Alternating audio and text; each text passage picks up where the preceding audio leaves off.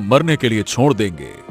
ऐसे गांव वाले मेरे साथ क्यों कर रहे हैं? मैं तो किसी का कुछ बिगाड़ा भी नहीं है, फिर भी गांव वाले इतनी नफरत मुझसे क्यों कर रहे हैं? तो नहीं जानती बेटा, इस गांव की ना बहुत ही क्रूर प्रथा है बेटी।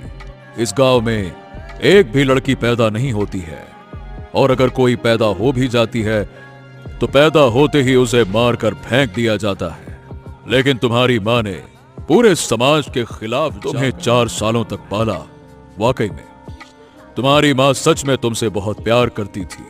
वो देखो पूरे समाज के खिलाफ चली गई। लेकिन पर इसमें मेरी क्या गलती है साधु महाराज? बेटा, इसमें तुम्हारी कोई गलती नहीं है। इसीलिए मैं तुम्हें वरदान देता हूं, अपनी जिंदगी सुधार सकती हो तुम, बस अपनी शक्ति का सही इस्तेमाल करना। साधु वहाँ से चले जाते हैं। शक्ति? मुझे भूख लगी है, मुझे खाना चाहिए। उनके सामने खाना प्रकट होता है। अच्छा, तो मतलब साधु महाराज ने मुझे शक्ति दी, मैं जो चाहूंगी सो कर सकती हूँ। अब मैं सभी गांव वालों से गिन गिन के बदला लूंगी। उन सभी को सिर्फ बेटा ही चाहिए ना। मैं गांव के सारे मर्द को मिटा दूंगी, एक भी मर्द जिंदा नहीं रहेगा। तभी तेज रोशनी फैलती है और रोशनी मटके में चली जाती है। मैं नफरत करती हूँ क्योंकि उनको बेटी बोझ लगती है, इसीलिए मैं दुनिया के सारे मर्द को खत्म कर दूंगी और सिर्फ बेटियां ही बेटियां बचेगी। ये सुन रामू की आंखों से आंसू निकलने लगते हैं।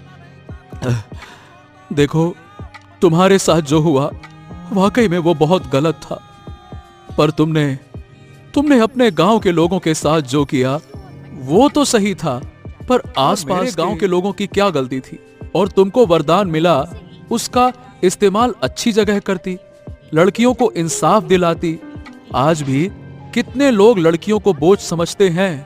मैं इस बंधन से बंध चुकी हूँ, मैं सबको आजाद कर दूंगी, इस गांव को मटकों से आजाद कर दूंगी।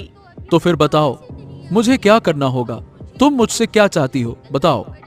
पर तुमको मुझे इस बंधन से आजाद करना होगा। बन चुकी हूँ, बंधन से आजाद करने के लिए तुम्हें अपनी बलि देनी होगी।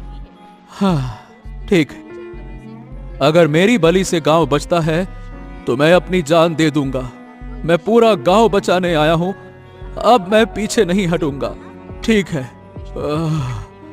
रामू धीरे से रोशनी की कमर से खंजर निकाल लेता है। एक पल की खामोशी और वो अपना गला काट लेता है और वही मर जाता है।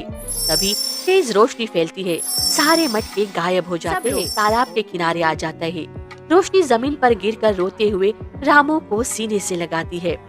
मेरी आखिरी सांस तक मैं तुम्हें नहीं खो सकती, यहाँ से मेरी प्राण शक्ति है, वापस लौटाओ रामू।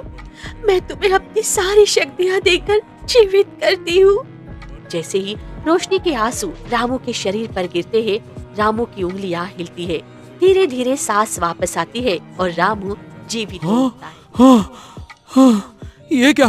मैं तो मर गया था, फिर मैं ये जीवित कैसे हो गया? ये क्या चक्कर है? क्योंकि तुम्हारी सच्ची बोली थी, तुम्हारा दिल साफ था और मैंने अपना सारा जादू तुम्हें प्राण देने में लगा दिया। अब मेरे पास कोई शक्ति नहीं बची है। देखो, मुझे तुम्हारा चेहरा देखना है। फिर रोशनी धीरे से अपना नकाब हटाती है। वाह, अरे तुम तो इतनी सुंदर हो, स्वर्ग की अप्सरा भी तुम्हारे सामने फीकी है। मैं तुमसे विवाह करना चाहता हूँ।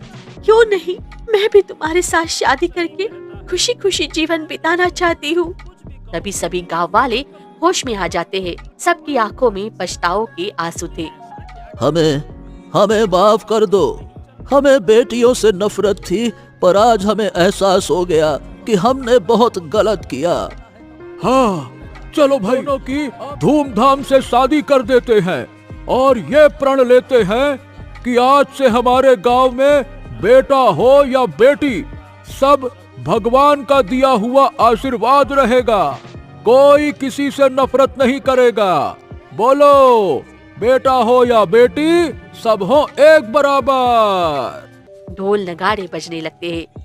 सबके सामने रोशनी का विवाह होता है, जिसके बाद रामू और रोशनी का जीवन खुशी और प्रेम से भर जाता है।